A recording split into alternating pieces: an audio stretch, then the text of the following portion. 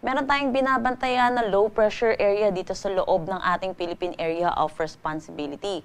Kaninang 3 a.m. huli itong namataan sa laing 695 kilometers east ng Davao City. Sa ngayon, nananatili na mababa yung tsansa na maging isang ganap na bagyo itong low pressure area natin within the next 24 hours. Pero hindi po natin inaalis ang posibilidad na maging ganap na bagyo po ito within the next days. Pero regardless po kung magiging bagyo po ito or magsistay siya bilang low pressure area, inaasahan po natin magdadala ito ng mga kalat-kalat na pag-ulan lalo na dito sa Mindanao, Visayas at possible din po maabot din ang Bicol region sa mga susunod na araw po. So iba yung pag-iingat lang din po para sa mga kababayan po natin.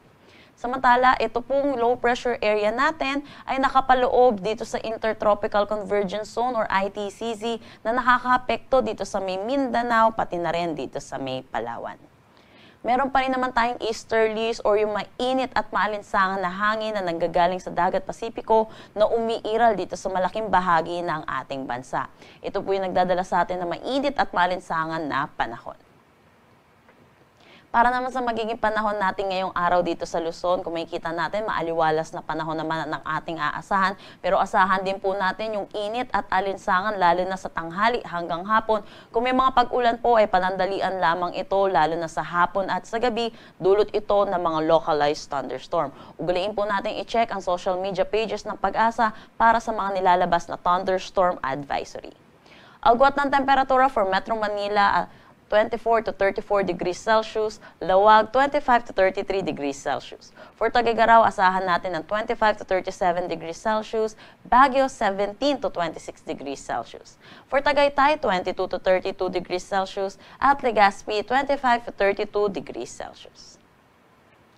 Para naman dito sa may Caraga at Davao region, dulot na itong trough ng low pressure area, makakaranas sila na maulap na papawiri na may mga kalat-kalat na pag-ulan. At dahil nga po itong low pressure area embedded dito sa Intertropical Convergence Zone na nakakaapekto dito sa may Mindanao at Palawan, inaasahan po natin yung nalalabing bahagi ng Mindanao, pati na rin ditong Palawan po natin, inaasahan natin yung mga pag-ulan po. Dulot ito ng Intertropical Convergence Zone. Agwat ng temperatura for Calayan Islands at Puerto Princesa, 25 to 32 degrees Celsius, Zamboanga, 25 to 32 degrees Celsius, Cagayan de Oro, 25 to 32 degrees Celsius. For Davao, asahan natin ang 25 to 33 degrees Celsius. Para naman sa Visayas, kung makikita natin, maaliwalas din ang panahon ng kanilang aasahan, pero asahan po natin magiging mainit pa rin po ang kanilang panahon. Asahan din po natin mataas ang tsansa ng mga localized thunderstorm, lalo na sa hapon at sa gabi. Agwat ng temperatura for Iloilo, 26 to 33 degrees Celsius, Cebu, 28 to 32 degrees Celsius, at Tacloban, 25 to 32 degrees Celsius. Wala naman tayong nakataas na anumang gale warning sa anumang seaboards ng ating bansa.